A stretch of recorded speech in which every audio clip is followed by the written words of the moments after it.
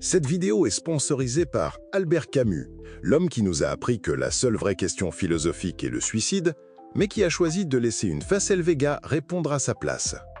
Bienvenue dans le grand théâtre des horreurs géopolitiques, là où les communiqués de presse servent de papier toilette pour l'histoire. Récemment, l'ordre précaire du Moyen-Orient, déjà aussi stable qu'un unijambiste sur un fil de fer, a encore un peu plus vacillé. Après l'évaporation du gouvernement syrien en décembre 2024, Israël, tel un adolescent qui découvre la clé du bar de son père, s'est lancé dans une tournée de bombardements triomphale. Le Qatar, l'Iran, la Tunisie, le Yémen, la liste des cibles s'allonge comme un casier judiciaire de politiciens. Et le plus délicieux dans cette affaire, c'est comment ils le font. Pas avec une armada futuriste sortie d'un blockbuster hollywoodien, non. L'essentiel de la flotte israélienne est un musée volant de la guerre froide. Des F-15 et F-16 arthritiques, des antiquités qui n'ont ni les radars dernier cri, ni l'agilité de leurs cadets 4e génération plus. Leurs quelques F-35, ces bijoux de technologie aussi furtifs que chers, sont trop précieux pour être risqués à chaque coin de rue. Alors comment ce miracle est-il possible? La réponse est d'une simplicité écœurante. La puissance d'Israël ne vient pas de sa force, mais de l'extrême faiblesse de ses voisins. Une faiblesse organisée, entretenue et surtout commercialisée. Pourtant, au milieu de ce cimetière d'ambition souveraine, une anomalie subsiste. Un pays qui regarde ce cirque macabre avec un calme presque insolent. Un pays qui, sur la carte des cibles potentielles, reste obstinément, désespérément blanc. L'Algérie. Alors, qu'est-ce qui rend le ciel algérien si indigeste? Pour le comprendre, il faut remonter à 2011. Pendant que le monde éclairé applaudissait à tout rompre l'intervention de l'OTAN en Libye, les Algériens, eux, regardaient par la fenêtre. Et ils ont vu ce que cela coûte de ne pas avoir les clés de sa propre maison. Et ils ont pris des notes. À partir de ce moment, Alger n'a plus fait les choses à moitié. Fini les demi-mesures et les équipements de seconde main. Ils sont allés faire leur marché là où l'Occident ne peut pas mettre son nez, à Moscou et à Pékin. Et ils sont revenus avec la sainte trinité de la dissuasion. S-300 PMU-2, S-400 et le petit nouveau chinois, le HQ-9. Un maillage de missiles longue portée capable de transformer n'importe quel agresseur en feu d'artifice prématuré.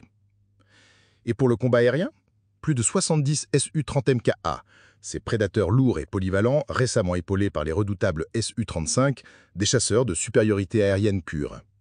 Pour vous donner une idée, l'avion de chasse moyen en Algérie est plus jeune de plusieurs décennies que son équivalent israélien ou turc. C'est là que le grotesque de la situation éclate. Car les autres pays arabes, eux aussi, achètent des armes. Oh, ils en achètent des tonnes. Des catalogues entiers d'avions et de missiles rutilants. Sauf qu'ils font leurs emplettes au même endroit, chez Papa Occident. Et Papa Occident a mis en place un système merveilleux que l'on pourrait appeler le pacte. La protection assujettissante et contrôle technologique de l'Empire. Le concept est simple. On vous vend des jouets très chers, comme des F-16 à l'Égypte, mais on les bride. On retire les meilleures munitions, on installe des logiciels bridés. Et surtout, on garde un contrôle total sur les codes sources. C'est un kill switch géopolitique. Vous voulez utiliser votre super chasseur contre un allié de l'Occident, comme Israël ou la Turquie? Pip, écran bleu. Accès refusé. Vos chasseurs flambant neufs ne sont que des majorettes en tenue de combat incapables de tirer sur l'équipe adverse. C'est un abonnement premium à votre propre servitude.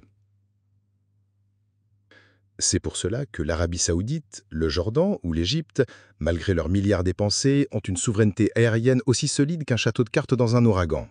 Leur dépendance technologique est la laisse qui les maintient dociles. L'Algérie, elle, a choisi une autre voie, la voie de l'indépendance stratégique.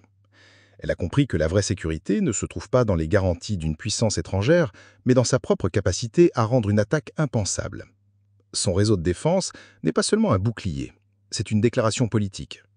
Une affirmation brutale que son ciel n'est pas à vendre ni à louer. Alors que les drones et les chasseurs redessinent les frontières du possible au Moyen-Orient, l'Algérie reste une forteresse.